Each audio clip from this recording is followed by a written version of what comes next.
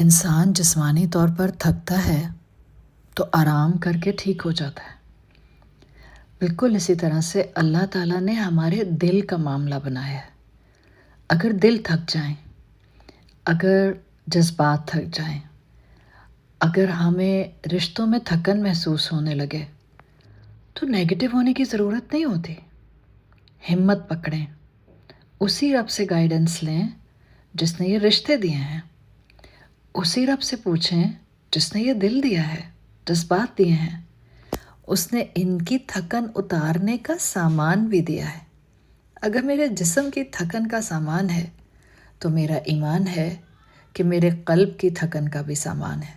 اللہ ہمارے تھکے ہوئے دلوں کو تازگی، ایمان، طاقت اور رشتوں کی محبت عطا فرمائے اور ہمیں اس تھکن کو دور کرنے والا بنا دے۔